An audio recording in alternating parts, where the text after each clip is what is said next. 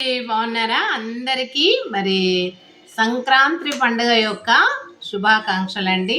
మనమందరము హ్యాపీగా ఈ పండుగను 3 రోజులు మరి ఎంతో కొత్త బట్టలతోని కానీ మరి కొత్త కొత్త రకరకాల పిండి వంటలతోని కానీ మరి అదేవిధంగా ఇంకా అదేవిధంగా పిండి వంటలతో కానీ మరి ఇంకా మనము రకరకాలుగా మరి బంధుమిత్రులతో కానీ ఒక ప్రాంతం నుండి ఒక ప్రాంతానికి ఈ రోజుల్లో పండగలు అంటే చాలా ముఖ్యమండి. ఎందుకంటే వెనకట కూడా చాలా పండగలకు ప్రాధాన్యత ఉండే మన యొక్క ప్రోగ్రాము సమాజము నాడు నేడు కదండి. నాడు కూడా పండగలకు చాలా ప్రాధాన్యత ఉండేది. స్త్రీ అంటే ముత్తైదువతనము, పసుపు కుంకుమ గంధము మరి చక్కటి అలంకరణతోని వారికి మరి భగవంతుడు ఇచ్చినటువంటి దుస్తులే కావచ్చు, జ్యువెలరీ కానీ వేసుకొని ఆ రోజు కాళ్ళకు మంచిగా పసుపుతోటి చక్కగా మరి ఆ యొక్క ముత్తైదువలు మరి చిన్నపిల్లలు అందరూ కూడా హ్యాపీగా మరి ట్రెడిషనల్ బట్టలు వేసుకొని ఎంతో చక్కగా మరి పండుగలో పాల్గొంటారండి. బంధుమిత్రులు అందరూ వస్తారు. ముఖ్యంగా ఇప్పుడు మన తెలంగాణ కంటే కూడా ఈ పండుగను ఎక్కువగా మరి ఆంధ్రప్రదేశ్ వాళ్ళు ఎక్కువ ప్రాధాన్యతను ఇస్తారు. ఎందుకంటే ఆ రోజుల్లో మరి శాలరీస్ కంటే ఎక్కువ మోస్ట్లీ అందరూ కూడా ఏం చేసేవాళ్ళు, వ్యవసాయమే చేసేవాళ్ళు.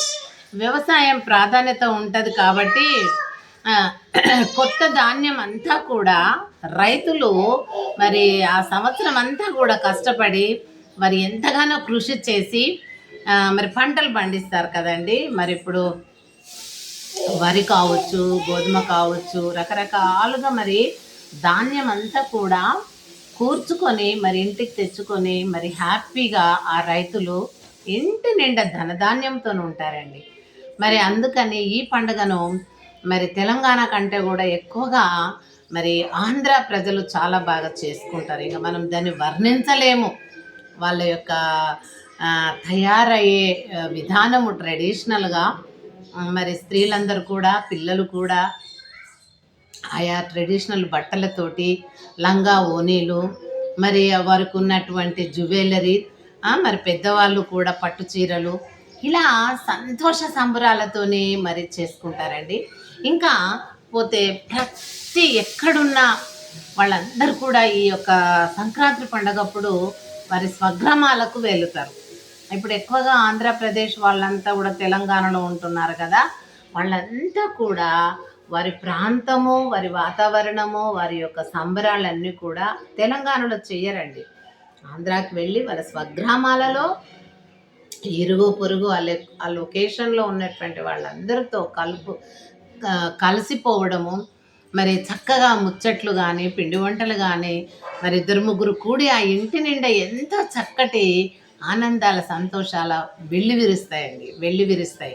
కాబట్టి ఈ పండుగను అంతా బాగా చేసుకుంటారు. మనము చూస్తుంటాము అదేంటి ఎల్బీ నగర్ లాంటి ప్రాంతాల లోపల విజయవాడ అక్కడ ఆంధ్ర వెళ్ళేటటువంటి బస్ స్టాప్ అయితే నిజంగా ఎంత క్రౌడ్గా ఉంటుందండి. ఎక్స్ రోడ్ నుండి మరి 1 కిలోమీటర్ దాకా దాదాపు పర్లాంగ్కి ఎక్కువనే క్రౌడ్ ఉంటుంది. మరి ఇప్పుడు ఏంటి ఒక నెల ముందటి నుంచే వాళ్ళు బుక్ చేసుకుంటుంటారు సీట్లను.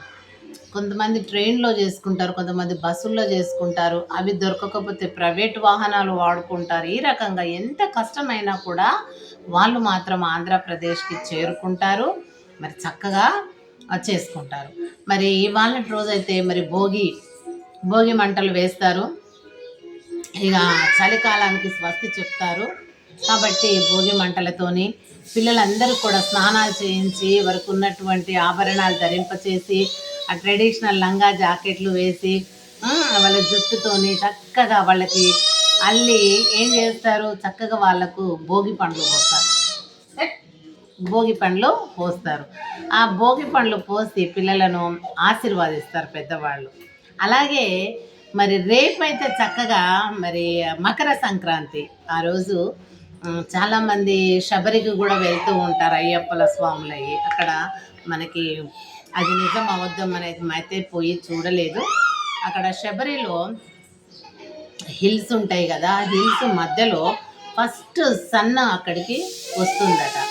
ఎక్కడైనా కొండలపై నుండే భూమికి దిగుతుంది కదా, ఆ కొండల మధ్య నుంచి ఆ సన్ అనేది కనబడగానే, సన్ అంటే మనకు వెలుగునిచ్చేది, జ్యోతి అంటే కూడా వెలుగునిచ్చేది, దీపం అన్నా వెలుగునిచ్చేది, ఒక లైట్ అన్నమాట.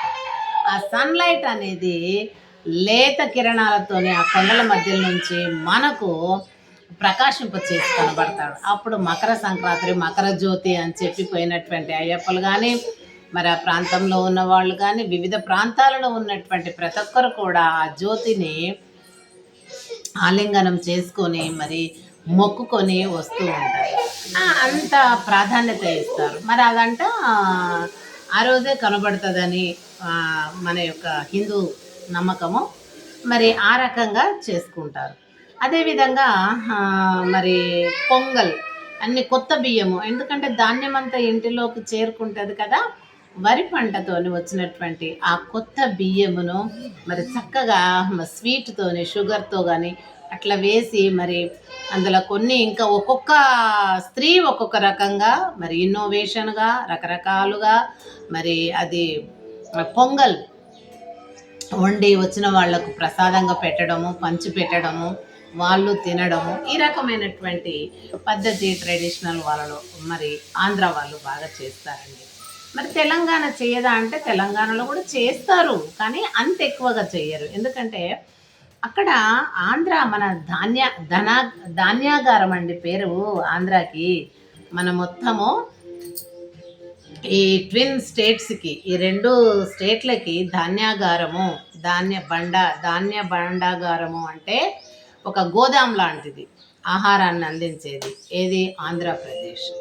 అక్కడంతా మాగాని ఉంటుంది, బాగా మంచి మెత్తటి పొలం ఉంటుంది కనుక పంటలు సంవత్సరానికి మరి 3 పంటలు కూడా పండిస్తారు, అంత మంచి భూమి. ఇంకొకటి మరి రివర్స్ కూడా, మరి కృష్ణా గోదావరి ఆ యొక్క కెనాల్స్ కూడా అక్కడి నుంచే పోతాయి కాబట్టి మరి ఆ పంటలకు, రైతులకు పంట పొలాలన్నిటి కూడా సమృద్ధిగా నీళ్లు అందుతాయి. మరి మొత్తము మన తెలంగాణకు చూస్తే ఆపోజిట్ అండి. తెలంగాణ పీఠభూమి, దక్కన్ పీఠభూమి. అక్కడ ఎక్కువగా మరి మెత్తని భూమి తక్కువ ఉంటుంది, అంత లైకే ఎడారిలాగా గట్టి భూమి, పంటలు ఎక్కువగా పండవు. అది వర్షాధారానికి పండే పంటలు, ఆముదము, జొన్న ఇలాంటివి పండుతాయండి. కానీ ఈ ఆంధ్రప్రదేశ్తో కంపేర్ చేస్తే అక్కడ చాలా ధాన్యము సమృద్ధిగా పండుతుంది. కాబట్టి మరి వాళ్ళు ధాన్యం అంతా కూడా ఈ సంక్రాంతి సమయం లోపల అన్ని పంటలు చేతికి వస్తాయి కాబట్టి వాళ్ళ సంతోష సంబరాలు, ఇంకా ధాన్యంతో మా ఇళ్ళు నిండినవి అని ఆ గృహాలన్నీ కూడా వెళ్ళి విరుస్తాయి ఆనందం సంతోషాలతోటి. అందుకే వారి బంధువులు ఎక్కడున్నా కూడా అందరినీ మరి పిలిపించుకొని ఇంటి నిండుగా మరి అందరు సంబరాలు చేసుకుంటారు. అదేవిధంగా నెక్స్ట్ డే మరి రేపు ఇప్పుడు మనము భోగి మంటలు చెప్పుకున్నాము, భోగి పండ్లు పిల్లలకు పోస్తారు, భోగి మంటలు వేస్తారు అని చలిని పంపిస్తారు, పిల్లలకి చిన్నపిల్లలకి ఆశీస్సులు అందిస్తారు. మరి రేపేమో సంక్రాంతి కాబట్టి మకర జ్యోతిని అని చెప్పుకున్నాము, పండగ చేసుకుంటాం, పొంగలు అని కూడా అనుకున్నాం. మరి 3వ రోజు ఎల్లుండి కనుమ కదా. కనుమ అంటే మొత్తము ఆ వ్యవసాయ పనిముట్లన్నిటి కూడా పూజ చేస్తారండి. పూజ చేసి చక్కగా, అంటే ఈ పనిముట్ల ద్వారానే మా గృహాలు ధాన్యంతో నిండినవి కాబట్టి మనుషులుగా మా ప్రయత్నానికి ఈ యొక్క పనిముట్లు సహకరించినవని ట్రాక్టర్స్ కానీ, మరి లారీలు కానీ, లేకపోతే నాగళ్ళు, ఎద్దుల బండ్లు ఏవైతే వాళ్ళు వ్యవసాయానికి ఉపయోగించుకుంటారో వాటన్నిటికి కూడా పూజ చేస్తారు, మొక్కుకుంటారు. అంటే లైకే భగవంతునిలాగా, అంటే భగవంతుడు వీటి నుండి మాకు ఇచ్చాడు అని చెప్పేసి. భగవంతుడు మనకి ఎవరికి కూడా ప్రత్యేకంగా కనబడాడు కదండి. కాబట్టి మనం దేనితోటి మేలు పొందుతామో దాన్ని ఒక భగవంతునితో సమానంగా మొక్కుకుంటాం. ఆ రకంగా చేస్తారు. అదేవిధంగా కోడి పందాలండి, మరి ఇవైతే కోట్లల్లో లక్షల్లో ఉంటాయంట. మరి సంవత్సరం అంతా కూడా ఆ కోళ్లను బలమైన డ్రై ఫ్రూట్స్ అలాంటివి కాస్ట్లీ ఫుడ్ పెట్టి పెంచుతారంట. మరి అక్కడ కూడా బాగా వేరే వేరే కోళ్ళతోని ప్రాక్టీస్ చేపిస్తారంట. చేసి ఈ యొక్క సంక్రాంతి అప్పుడు మరి అది ఏంటి పోటీలు పెట్టి దాంట్లో ఎవరు నెగ్గుతారో, ఎంత పందానికి నెగ్గుతాయో ఆ పందెం గెలుచుకున్న వాళ్ళు కోటీశ్వర్లు అవుతారంట. మరి ఓడిపోయిన వాడు దివాలా తీస్తాడు. ఇక పోటీ అంటే అంతే కదండి, ఒకరు పాస్ ఒకరు ఫెయిల్ కదా. పాస్ అయినోడికి సంతోషం, ఫెయిల్ అయినోడికి నష్టం కదా ఏదైనా. కాబట్టి ఇది కూడా ఒక జూదం లాగా అనమాట. ఒక మరి క్రేజీ వాళ్ళకి ఆ రకంగా చేసేవాళ్ళు. మరి కోడి పందాలతోటి కొన్ని పాపరాయుడు బొబ్బిలి కోటనే పాడైందండి. పాపరాయుడు బొబ్బిలి కోట పాడైపోయేనా రమ రామయ్య రఘురామ రమ రామయ్య రఘురామో రామ. ఈ రకంగా జనపదులు మరి వెనకట నేను చిన్న ఉన్నప్పుడు పాడేవాళ్ళు పెద్దవాళ్ళు పొలాలలో పని చేసుకుంటూ. అట్లా కోడి పుంజుల పందెముతోటి రామయ్య రఘురామ రమ రామయ్య రఘురామ రమ రామయ్య రఘురామో రామ. ఈ రకంగా కోడి పుంజుల పందెంతో పాపరాయుడు బొబ్బిలి కోట కూలిపోయిందంటనండి. అందుకని జూదం అనేది, ఈ యొక్క పోటీలు అనేటివి నాశనం అయిపోతాయి. గెలిచిన వాళ్ళ అదృష్టం ఎవరిని వరిస్తుందో కానీ ఈ రకంగా నష్టాలు కూడా ఉంటాయి. లాభము నష్టం, గెలిచినోడికి లాభము, ఓడినోడికి నష్టం. కాబట్టి ఓడినటువంటి వ్యక్తి భరించుకోలేడు, తట్టుకోలేడు. రాజ్యాలే కూలినాయి ఆ రోజుల్లో. అందుకని ఇప్పుడు గవర్నమెంట్ మరి వాటిని బ్యాన్ చేసిందని అన్నంగా విన్నాము. ఈ రకంగా మరి వల్ల భోగి మంటలు, పిల్లలకు భోగి పండ్లు పోసి ఆశీస్సులు, అలాగే రేపేమో మరి పొంగల్, మరి ఆ కొత్త ధాన్యము కొత్త బియ్యంతో మరి వండి ఇతరులకు పెట్టడం, వాళ్ళు తినడం, సంబరాలు చేసుకోవడం, పండగ దుస్తులు వేసుకొని ట్రెడిషనల్గా వాళ్ళు ఎంతో చక్కగా ఒకరినొకరు కలుసుకుంటూ అందరూ గెట్ టుగెదర్గా చేసుకొని పండుగను మరి అనుభవిస్తారు. ఎల్లుండేమో మరి పనిముట్లను, వ్యవసాయ పనిముట్లకు పూజలు చేస్తూ మరి అన్నీ కూడా కోళ్ళను కోసుకొని మరి పెద్ద ఫ్యామిలీస్ అయితే మేకలు కూడా కోసుకొని ఆ రకంగా మరి ఈ యొక్క పండుగను సంబరంగా మనం వర్ణించలేని విధంగా అక్కడ ఉన్నటువంటి ఆహ్లాదకరమైనటువంటి ఆంధ్రప్రదేశ్ వాతావరణం, పాడి పంటలు అక్కడ పచ్చగా ఎక్కడ చూసినా మరి ఆ రకంగా ఉన్నటువంటి ఆ ప్రాంతానికి ఇక్కడ తెలంగాణలో ఉన్న ప్రతి బిడ్డ కూడా మరి నెల నుంచి మరి 15 రోజుల నుంచి బుక్ చేసుకొని వాళ్ళ ఆయా ప్రాంతాలకు వెళ్ళి ఉన్నారు. మరి ఆ భగవంతుడు వాళ్ళందరికీ కూడా ప్రయాసపడి వారి స్వగ్రామాలకు వెళ్ళి సంతోషంగా వారు చక్కగా వాళ్ళ కుటుంబాలతోని ఈ యొక్క పండుగను 3 దినాలు గొప్పగా ఆచరించుకోవాలని మనం అందరం కూడా ఆశిస్తూ మరి భగవంతుని ఆశీస్సులు ఉండాలని కోరుకుంటూ సెలవు తీసుకుందాం. Thank you so much.